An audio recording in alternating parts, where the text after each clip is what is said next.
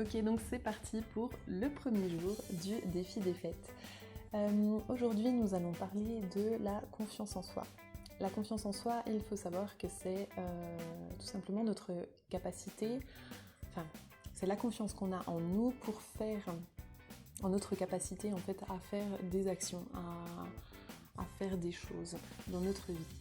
Donc un élément qui est très très important et qui dans notre cerveau qui a un fonctionnement un peu binaire n'est pas toujours très clair, c'est que notre confiance en nous peut osciller selon la vie mais aussi selon les jours. Il y a peut-être des jours où vous vous sentirez plus en confiance et il y en a d'autres où vous vous sentirez peut-être un petit peu moins en confiance.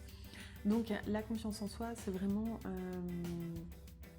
quelque chose qui est très axé en fait sur notre capacité à agir, sur notre capacité à concrétiser les choses, à les réaliser.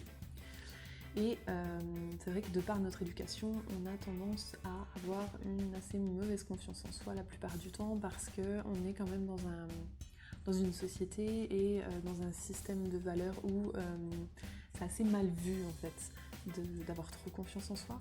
Souvent les gens qu'on perçoit comme étant très confiants, qui ont une énorme confiance en eux, on associe ça tout de suite à des gens qui ont un ego surdimensionné.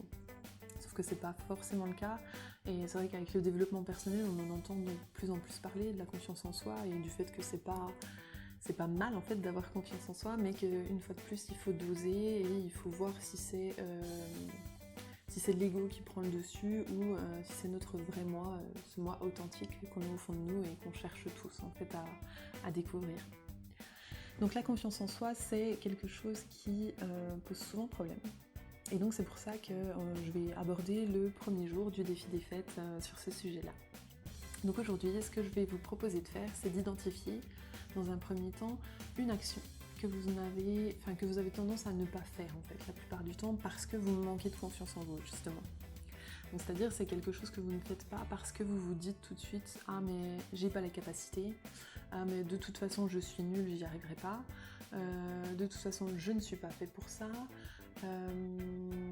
qu'est-ce qu'on peut dire d'autre encore, je crois pas en moi, je suis nulle, on m'a toujours dit que j'étais nulle donc je suis pas capable de faire ça ». Voilà, donc c'est vraiment d'identifier un petit peu une action sur laquelle vous trouvez souvent des prétextes entre guillemets, en tout cas, où vous manquez de confiance en vous pour réaliser cette action-là. Donc une fois que vous avez identifié cette action, donc ça peut être par exemple de vous dire je suis trop timide donc du coup j'ai pas confiance en moi pour aller contre une personne, alors ça c'est le petit défi des fois qu'on donne pour sortir justement, pour reprendre confiance en soi et se dire qu'on est capable de s'affirmer des fois sans causer du tort aux gens, c'est de tout simplement, quand on a la boulangerie par exemple, de demander un pain et puis au dernier moment de dire ah non en fait je suis désolée mais en fait je veux pas celui-ci, je vais plutôt prendre l'autre. Ou si vous allez chercher des croissants et qu'il y en a un qui est un peu trop brûlé à votre goût, d'oser dire ah bah non je suis désolée, j'en aimerais un qui soit moins cuit. Voilà, en fait le fait de faire ça, c'est tout simplement le fait de réussir à sortir de votre zone de confort et de réussir à vous dire qu'on a toujours peur en fait de déranger, de gêner les gens et que du coup les gens ne nous aiment pas ou nous jugent. Et de faire ça, c'est quelque chose qui est vraiment anodin et qui, quand on en parle comme ça, on se dit c'est ridicule, mais quand on le vit, c'est vraiment différent en fait. On a toujours, pour beaucoup de personnes qui manquent de confiance en eux, et moi j'en fais partie, je suis passée par là et me challenger de temps en temps pour essayer de reprendre confiance en moi. Mais c'est vrai qu'on a tendance à ne pas oser en fait exprimer ce qu'on veut vraiment et du coup avoir tendance à dire bon bah je laisse, c'est pas grave parce que je veux pas être quelqu'un qui gêne en fait. Et donc dans ce défi des 10 jours, et donc pour le défi d'aujourd'hui, si c'est quelque chose qui vous parle, ça, de voir, si vous sentez que vous avez l'impression de temps en temps de ne pas vouloir gêner, que vous êtes quelqu'un de plutôt réservé, discret, et que vous n'osez pas justement aller à contresens des gens, ça peut être une action que vous pouvez faire aujourd'hui tout simplement.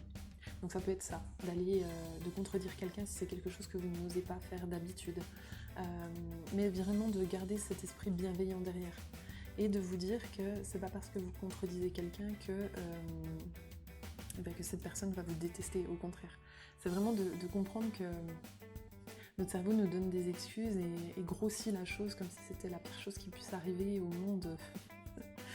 Mais la boulangère va pas vous foutre à la porte de la boulangerie si vous décidez au dernier moment de changer de pain ou de prendre un croissant qui est un petit peu moins brûlé. Donc voilà. Ensuite, ça peut être une action que vous souhaitez faire, mais que au fond de vous, vous donnez, vous appuyez en fait quelque part sur ces excuses, sur ces prétextes pour ne pas les faire.